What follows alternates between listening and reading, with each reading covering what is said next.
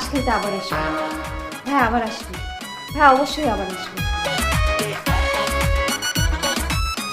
রবিনা, তুমি তোমার এক্স বয়ফ্রেন্ডকে খবর দাও তো, ওর সাথে আমার কথা আছে। আমার এক্স বয়ফ্রেন্ডের সাথে তোমার কিসের কথা? আরে আস্তে আস্তে কথা আছে, ওর সাথে আমার কথা বলতে ইচ্ছে করতেছে। তাড়াতাড়ি বলো যে আমাদের ছাদে আসতে, যেভাবে হোক বুঝে শুনে বলো। আমি আমি যেভাবে হোক ছাড়ানোর ব্যবস্থা করতেছি। তুমি ঠিক আছে, যাও যাও যাও।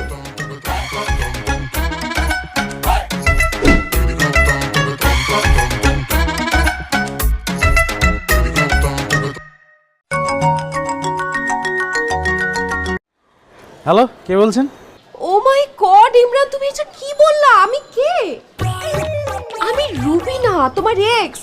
তুমি কি আমার নাম্বার ডিলিট করে দিছো? অবশ্যই তোর নাম্বার ডিলিট করে দিছি।